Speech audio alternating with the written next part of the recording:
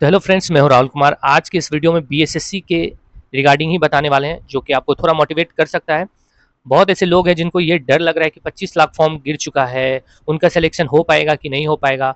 बहुत ऐसे नए कैंडिडेट हैं जो कि हाल फिलहाल में तैयारी, मतलब 6 महीना 8 महीना से तैयारी करना स्टार्ट किए हैं। उनको भी ये लग रहा है कि उनका सिलेक्शन हो पाएगा कि नहीं हो पाएगा, क्योंकि बहुत ऐसे लोग हैं जो कि बहुत सालों से तैयारी कर रहे हैं। तो उनको लगता है कि उनका पहले हो जाएगा सिलेक्शन और उनका नहीं हो पाएगा। ठीक है। और बहुत ऐसे लोग हैं जिनको ये लग रहा है कि मॉक टेस्ट बना रहे हैं, उनको कम मार्क्स आ रहा है, तो उनको लग रहा है कि जो पटना में तैयारी कर रहा होगा या अदर जगह तैयारी कर रहा होगा उसको ज़्यादा मार्क्स आ जाएगा एग्ज़ाम में। तो ये सब दिमाग में चलते रहता है, तो इसी के रिगार्डिंग आपको हम बताएंगे। और वीडियो अंत तक देखना। जो भी आपका मिसकॉन्सेप्शन है, दिमाग में चल रहा है कि आपका सिलेक्शन नहीं हो पाएगा, पटना वाला का ही हो जाएगा, तो वो दूर हो जाएगा मेरे हिसाब से। और भी कुछ कुछ इंपॉर्टेंट बात बताएंगे, वीडियो में बने रहना। नए हो तो चैनल को जरूर सब्सक्राइब करना। और आपको कुछ लगता है कि तैयारी के दौरान कुछ दिक्कत हो रहा है, स्पेशली बीएसएससी, क्योंकि उसका एग्ज़ाम क्रैक हम किए हैं, और staff selection commission SSC CGL CHSL के बारे में भी कुछ आपको जानकारी चाहिए तो आप पूछ सकते हो।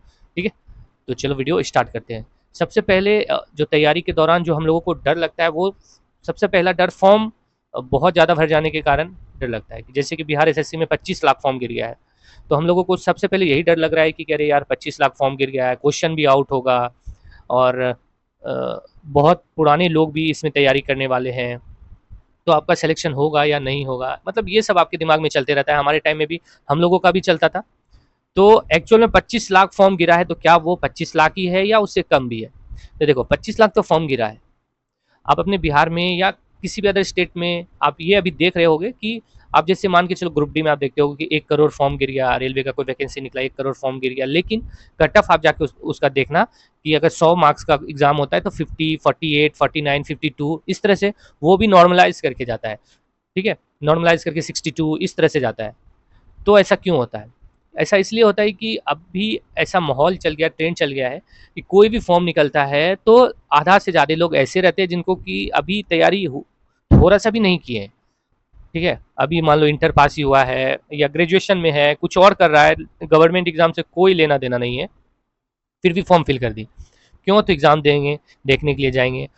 बहुत ऐसे लोग हैं जिनका कि नौकरी हो चुका है, फिर भी ऐसे ही फॉर्म फिल कर दिए कि अरे फॉर्म एग्ज़ाम हो, दे के देखते हैं क्या होता है। ठीक है, या फिर क्या कुछ ऐसे लोग भी इस एग्ज़ाम में रहते हैं जो कि फॉर्म तो फिल कर दिए, लेकिन पहले से किसी एग्ज़ाम में सिलेक्शन हुआ रहता है, लेकिन उनका ज्वाइनिंग नहीं हुआ रहता। तो वो इसलिए भी फिल कर देते हैं कि अगर उधर ज्वाइनिंग होगा तब तक में ये एग्ज़ाम दे देंगे, अगर इधर ही हो जाएगा तो इधर कर लेंगे, या उसमें ज्वाइनिंग ना हो तो एक चांस मेरा चला जाएगा। तो ये सब सोच के ये फॉर्म फिल करते हैं। तो फाइनली जब एग्ज़ाम होने को रहता है, फॉर्म तो भराता है 25 लाख, लेकिन जब एग्ज़ाम होने को रहता है तो लगभग 7 से 8 लाख या 10 से 12 लाख लोग ही प्रेजेंट होते हैं एग्ज़ाम में। कुछ लोग ऐसे भी फॉर्म फिल करते हैं जैसे शादीशुदा लोग हैं, गर्ल्स कैंडिडेट है। बहुत ऐसे गर्ल्स कैंडिडेट है, जैसे बिहार पुलिस में लोगों को लगता है कि बहुत कम मार्क्स पे ही सिलेक्शन हो जाता है बिहार में गर्ल्स का। तो इस वजह से अभी कोई भी फॉर्म आता है तो लड़की तैयारी कर रही है या नहीं कर रही है, फिर भी घर वाले बोलते हैं फॉर्म फिल कर दो, हो या ना हो बाद में देखा जाएगा। ठीक है, तो ऐसा भी चल रहा है। तो इस वजह से जब आप एग्जामिनेशन हॉल में प्रेजेंट होगे तो 10 से 12 लाख ही लोग प्रेजेंट होता है। ठीक है, और जब फाइनल टच आप दोगे कि आप अगर बोलोगे कि कितने लोगों के बीच आपका कंपटीशन है, अगर आपको मॉक टेस्ट दे रहे हो और 90 से 95 क्वेश्चन 100 क्वेश्चन सही हो रहा है, तो मात्र 20 से 25 हज़ार लोगों से आपका कंपटीशन रहता है। उसमें 10 से 12 लाख लोग जो एग्जाम में प्रेजेंट होते हैं, बहुत उसमें लगभग लोग जो बहुत लोग नए रहते हैं, उनका ये रहता है कि चलो एक बार एग्जाम देकर देखेंगे। मेरे जान पहचान के मेरे गांव से लगभग 70 से 80 लोग ऐसे हैं जिन जो कि अभी ऐसे ही फॉर्म फिल कर दिया देखने के लिए। ठीक है, कुछ दिन पहले, मतलब एक आध साल पहले इंटर पास किया, अभी ग्रेजुएशन ही कर रहा है, तो फॉर्म आया तो चलो फिल कर देते हैं। तो अभी एक चीज़ और है कि बिहार में बहुत ऐसे लोग भी फॉर्म फिल किए थे जिनका कि टीचर में सिलेक्शन हो चुका है। ठीक है, तो मेरे हिसाब से जो एग्ज़ाम देने के लिए लोग जाएगा उसमें भी थोड़ा गिरावट आएगा, क्योंकि वो भी लोग फॉर्म फिल किए थे जो कि टीचर में जिनका भी सिलेक्शन हो चुका है। मतलब सिलेक्शन तो हुआ कब, जब ये फॉर्म फिल हो गया उसके बाद उनका सिलेक्शन हुआ। तो ऐसा भी हुआ है, और अभी देखो टीचर का भी निकला है।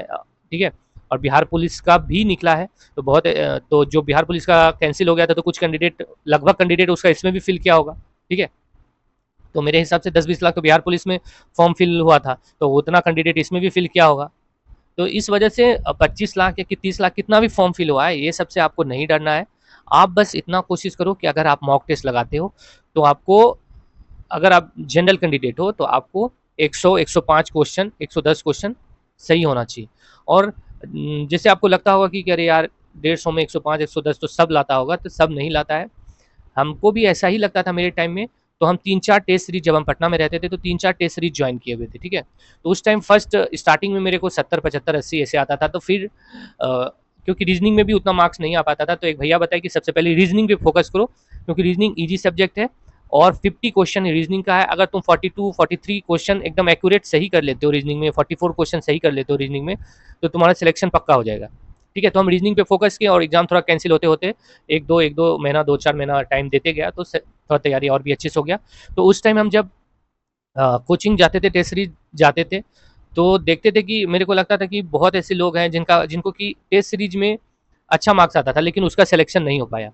क्यों नहीं हो पाया कि कभी कभी ऐसा भी होता है कि जैसे पास में दो लोग बैठ गए, दोनों मिला के बना लिए, और वहाँ टेस्ट सीरीज में थोड़ा अच्छा बनने के चक्कर, मतलब अच्छा बनने के चक्कर में मार्क्स भी अच्छा आ गया। लेकिन 100 पार 5 से 10 लोग ही रहता था, ज़्यादा नहीं रहता था। जैसे दी प्लेटफॉर्म के कोचिंग में हम लोग जाते थे, तो 100 पार मान लो 800-1200 लोग दिया, तो 10-12-15 लोग ही रहते थे। उसमें से भी 12 से 15 लोग में भी कुछ लोग ऐसे रहते थे कि एक साथ बैठा हुआ है, उसी को 100 पार आया है, ठीक है। लेकिन इनमें से भी बहुत सारे लोगों का सिलेक्शन नहीं हुआ। क्यों नहीं हुआ? कुछ लोग मेरे जान पहचान के थे, मेरे लॉज के भी थे, ठीक है। इस वजह से सिलेक्शन उनका नहीं हो पाया। तो ये सब बात से आपको डरना नहीं है कि कट ऑफ पटना में जो पढ़ रहा है उसको बहुत मार्क्स आ जाएगा क्योंकि उनके पास मटेरियल है, या फिर ऐसा नहीं है कि जो पटना में पढ़ेगा तो उसके दिमाग में सरस्वती माता घुस जाएगी और वो कुछ भी याद करेगा तो उसका सिलेक्शन होना ही होना है, ऐसा कुछ भी नहीं होता। हाँ, आप किस तरह से मेहनत कर रहे हो वो सब कुछ आपके ऊपर डिपेंड कर रहा है। आप क्या पढ़ रहे हो, कितना समझ रहे हो, और कितना आप जब मॉक टेस्ट बनाते हो कितना दे पा रहे हो, ठीक है। सिलेक्शन आपको अगर चाहिए तो मॉक टेस्ट बनाने टाइम आपको कहाँ पे प्रॉब्लम होता है, सबसे पहले ये आपको ध्यान करना पड़ेगा। मैथ्स बना रहे हो, बार बार कौन से चैप्टर में आपको दिक्कत हो रहा है। रीजनिंग बना रहे हो, कौन से चैप्टर में बार बार दिक्कत हो रहा है। जीके को कैसे पढ़ना चाहिए, लुसेंट पढ़ना चाहिए या नहीं पढ़ना चाहिए, ठीक है, या लुसेंट को कैसे पढ़ना चाहिए। तो ये सब आपको ध्यान करना पड़ेगा। आप सोचोगे कि मॉक टेस्ट बना रहे हैं, मॉक टेस्ट बना रहे हैं, उसी से हो जाएगा, तो मेरे हिसाब से नहीं हो पाएगा, क्योंकि फॉर्म फिल हुआ है। अगर मात्र 12,000 सिलेक्शन होना है और 30 से 40,000 लोग आपके कंपटीशन के हैं, तो उससे थोड़ा हट के आपको करना पड़ेगा, तभी आपका सिलेक्शन होगा, ठीक है। नॉर्मली सब लोग करते क्या है कि जो टेस्ट बुक, या बहुत ऐसे लोग हैं, अभी तो बहुत सारा ऑनलाइन सुविधा हो गया है, जिसके मतलब हम लोग ऑनलाइन ही मॉक टेस्ट लगाते हैं या और कुछ भी जो भी लगाते हैं।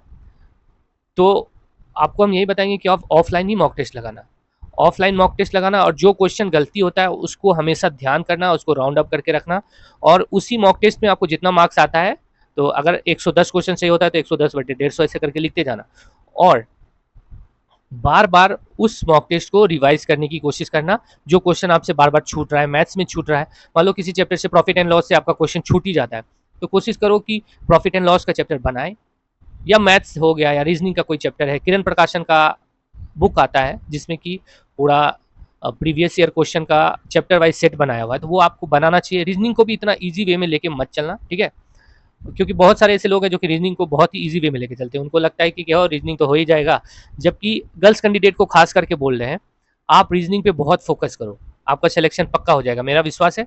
रीजनिंग बहुत ही इजी सब्जेक्ट है, लेकिन होता क्या है कि सब इसको नेग्लेक्ट करके चलता है, तो 50 में से आपका 38-40 ऐसे सही हो जाएगा, तो बहुत लोग उसमें खुश हो जाते हैं।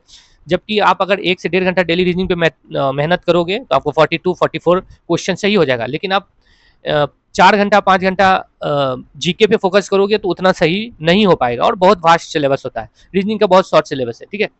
तो आप रीजनिंग पे जरूर फोकस करना, गर्ल्स कैंडिडेट हो या बॉयज़ कैंडिडेट हो, दोनों को बोल रहे हैं, जरूर करना। मैथ्स पे भी फोकस करना। जैसे बहुत ऐसे लोग हैं जिनसे कि मैथ्स नहीं बन रहा है, उनको लग रहा है कि मैथ्स नहीं हो पाएगा, लेकिन फिर भी आप करो क्या, 1 से 1.5 घंटा मैथ्स में डेली देते जाओ। एक चैप्टर को 5 से 10 दिन बनाओ, नहीं भी बनता है तो आप एक टाइम दे दो कि मैथ्स में मेरे को इतना करना ही करना है, ठीक है। और जो चैप्टर आपको ईजी लगता है उस पर ज़्यादा फोकस करना। गर्ल्स कैंडिडेट के लिए खास करके मैथ्स, उनको किसी किसी को, ऐसा सबके लिए नहीं बोल रहे, जिनको लग रहा है कि मैथ्स नहीं हो पाएगा, थोड़ा हार्ड होता है, तो फिर भी आप किसी भी तरह से मैथ्स को डेली आप बनाते रहो। 5 क्वेश्चन 10 क्वेश्चन भी होता है तो आप डेली बनाते रहो, डेली जब तक एग्जाम नहीं होता है डेली आप बनाते रहो। मेरा विश्वास है कि अगर आप डेली बनाते रहोगे, अभी आपसे 5-6 क्वेश्चन ही मैथ्स में मान लो मॉक टेस्ट में सही होता है, तो उस टाइम 10-12-13 क्वेश्चन आराम से सही हो जाएगा, ठीक है, डेली बनाते रहोगे तो। और सिर्फ बनाना नहीं है, जो बनाना है उसको समझना है, और अगर आपसे मैथ्स नहीं बनता है तो रिपीट, एक ही चीज़ को रिपीट करते जाना, ज़्यादा चैप्टर बनाने की कोशिश मत करना। जो चैप्टर बनाना उसको बार बार रिपीट करते रहना, तो एक अभ्यास हो जाएगा और आपका क्वेश्चन बनने लगेगा। ठीक है, या फिर कोई क्लास है ऑफलाइन या ऑनलाइन, जो भी क्लास है वो क्लास कर लो, फिर उसके बाद मैथ्स बनाओ, वो भी ज़्यादा फायदेमंद है। ठीक, तो ये होता है, ये हो गया आपको। और निगेटिव, जो हमारा निगेटिव पॉइंट्स जो हमारे दिमाग में आता है कि हमारा सिलेक्शन नहीं हो पाएगा, वो सबों के साथ आता है। ठीक है, आपका तैयारी कितना भी हो जाएगा लेकिन वो आएगा ही आएगा। जब तक आप एग्ज़ाम नहीं दे पाओगे, जब तक आपका रिजल्ट नहीं हो आएगा, तब तक ये सबके साथ आता है कि मेरा होगा या नहीं होगा।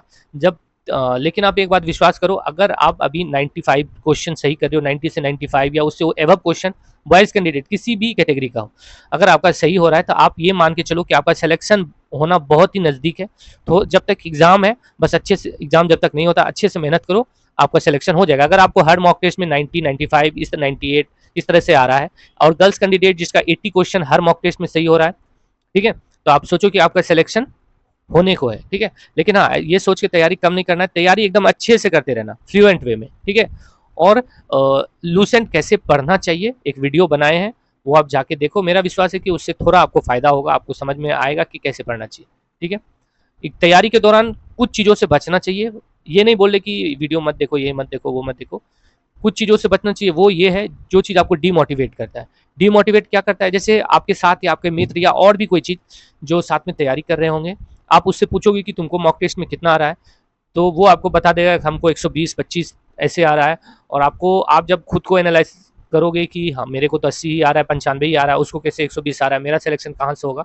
तो ये सब कभी किसी से मत पूछना, क्योंकि जो भी बोलेगा आपको 10-15 मार्क्स बढ़ा के ही बोलता है।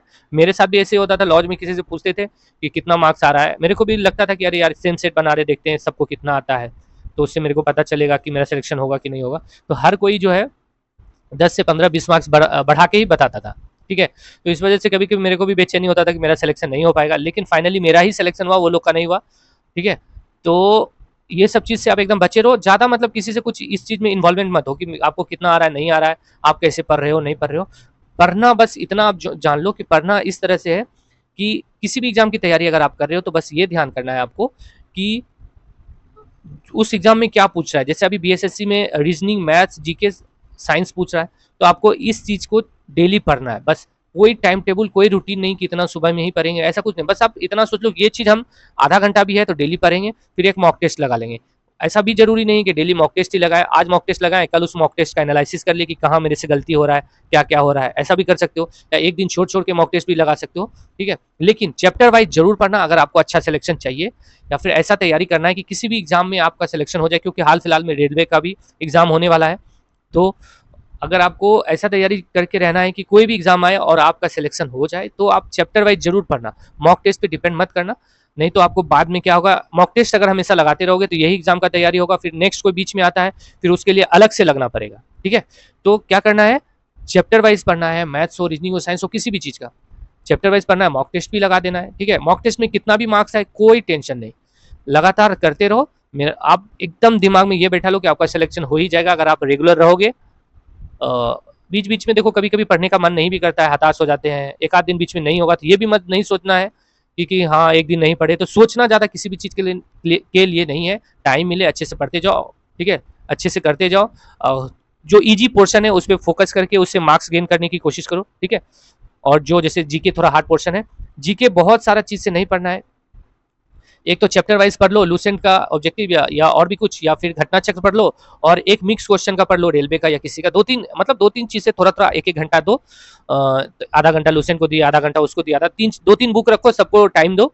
बाकी बात मॉक टेस्ट में आपको क्वेश्चन मिलेगा ही, तो फायदा होगा। इस जैसे जीके का इस तरह करोगे तो 1 से 2 महीना में आपसे अच्छा क्वेश्चन सॉल्व होने लगेगा। बाकी बात आप ये सोच के रहो कि कोई ऐसा तुर्रम खान नहीं बैठ जाएगा जिसको कि 140, 130, 35 आएगा। सबका क्वेश्चन गलत होने वाला है। और हाँ, अभी से ज़्यादा करंट अफेयर्स पे, करंट पे ध्यान मत देना। अभी जो नॉर्मल है पढ़ो, एग्जामिनेशन का लास्ट टाइम आएगा जब हो जाएगा तो करंट पे आधा घंटा दे देना। वो भी दोगे तो मुश्किल ही है आने का, मतलब ऐसा नहीं कि आप जो पढ़ लोगे वही आ ही जाएगा, मुश्किल ही रहेगा, लेकिन फिर भी लास्ट टाइम में देना। अभी कंप्लीट वे में चैप्टर वाइज मॉक टेस्ट इस तरह से देते रहो, डरना नहीं है। और ये समझ के चलना है कि जो मॉक टेस्ट में आ रहा है एग्जाम में अच्छा परफॉर्मेंस करेंगे, ठीक है। हमारा भी एग्जाम में मॉक टेस्ट में कम ही मार्क्स आता था, लेकिन एग्जाम में उससे 20 क्वेश्चन ज़्यादा सॉल्व करके आए, ठीक है। और ये सबके साथ होता है, अगर आप रेगुलर रहोगे तो आपको कम मार्क्स के कारण आप बार बार बोलते रहोगे अरे यार कम मार्क्स आता है, कम मार्क्स आता है, ये सब कभी नहीं बोलना, आप रेगुलर रहना, ठीक है। तो वीडियो थोड़ा लंबा हो गया मेरे को लगा, क्योंकि कुछ लोग बोल रहे थे कि भैया बहुत डिमोटिवेट हो जाते हैं, कम मार्क्स आता है तो क्या करें, सिलेक्शन होगा कि नहीं होगा, तो इसलिए मेरे को लगा चलो वीडियो बना के आपको बता ही देते हैं। और ये सबके साथ होता है, आप इतना धैर्य के साथ रहना। ऐसा कोई भी नहीं है जो टॉप भी करता है। आप किसी भी एग्जाम के टॉपर को सुनोगे तो वो वही बोलेगा कि उनको पता नहीं था कि वो टॉप करेंगे, ठीक है। उनको भी डर था, तो डर सबको लगता है, अगर डर नहीं लगेगा तो आप अच्छे से पढ़ नहीं पाओगे, ठीक है। बस एक चीज झकना नहीं है कि अरे यार नहीं हो रहा है, नहीं हो रहा है, बस करना है, करते रहना है, करते रहना है, करते रहना है, करते रहना, सिलेक्शन हो जाएगा, ठीक है। तो मिलेंगे नेक्स्ट वीडियो में, कुछ ऐसे ही आपको मोटिवेट करते रहेंगे और कुछ इन्फॉर्मेशन देते रहेंगे, तैयारी कैसे करना, नहीं करना। किसी को लगता होगा कि वीडियो अजीब है, लेकिन मेरे हिसाब से तो ये आपको जानना बहुत जरूरी है, ठीक है। नए हो, वीडियो इन्फॉर्मेटिव लगता है तो चैनल को जरूर सब्सक्राइब करें। चलो बाय, ठीक है।